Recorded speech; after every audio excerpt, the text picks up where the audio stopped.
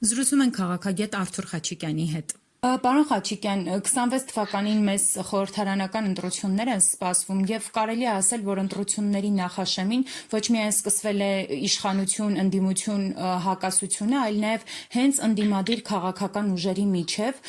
իրար արդեն սկսել են վիրավորանքները, մեղադրանքները, իրար ագենտ են անվանում եւ այլն եւ այլն։ Նախ կխնդրեմ մեկնաբանեք այդ վիրավորանքների բովանդակությունը, հատկապես ագենտների մասով, եւ արդյոք հենց ընդդիմադիր ուժերի միջև այս հակասությունները իսկապես 26 թվականին չեն տանի նրան, որ նորից կվերընտրվի Փաշինյանը իր ամբողջ թիմով։ Սա շատ անհասկանալի եւ շատ հուսահատ վիճակ է։ Մենք ունենք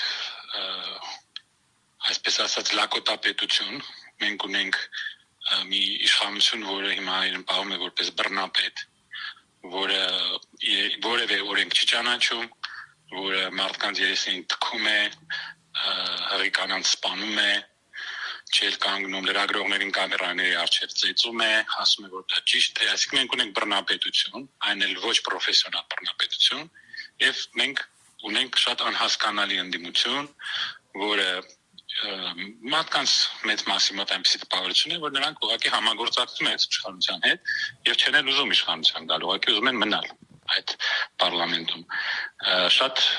տարօրինակ հայտարարություններ ենք լսում մի կողմից, մյուս կողմից, այդ ընդդիմության տարբեր խմբերի կողմից, այդ միմյանց մեղադրելը, միմյանց վրա հարձակվելը, սա լուրջ չէ, սա նորմալ երկիր, այսպիսի բան չէ լինի նորմալ երկրում, սա շատ վատ մեսեջ է ուղարկում, նրա մասին թե ինչ է լինելու 26 թվականին, եւ Աստված չտա, եթե այս խումբը նորից վերընտրվի, օգտագործելով այն բանը, որ ընդդիմությունը պարակտված է եւ անգամ համագործակցում է այս իշխանության հետ, եթե նրանք վերընտրվեն, որևէ ապագա Հայաստանում չլինի։ Ես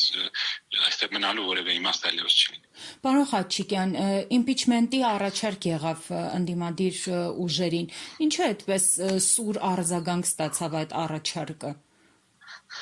Ես չգիտեմ, որքանով ես հասկանում եմ, ձայներ չկան, որ դա ստեղծվի, հաջողվի, եթե նրանք կարողանան այդ ձայները հավաքել, լավ կլինի, բայց ինչպես համոզել այդ այսպես ասած կուսակցության անդամներին, որ նրանք համաձայնեն իրենց ղեկավարին իմպիչմենտի ենթարկել։ Դա ինչպես կարելի անել, ես չգիտեմ։ Եթե այդ ձայները լինեն, այո, թող այդ մարդը հեռանա։ Ես միշտ կողմ եմ եղել, որ ցանկացած խմբից, այդ բոլոր խմբերից նրանք կուսակցություններ չեն, նրանք ուղղակի խմբեր են մարդկանց։ Խմբերից հավաքվեն մի քանի մարդ կոմպետենտ, գործից հասկացող եւ կոալիցիոն կառավարություն ստեղծի, որ մեր ժողովուրդը կարողանա շնչի մի քիչ։ Չի ստացվում, այս կռիվները շարունակվում են, իսկ այս իմպիչմենտը, եթե ձայներ չկան, եթե սա անհնար է անել,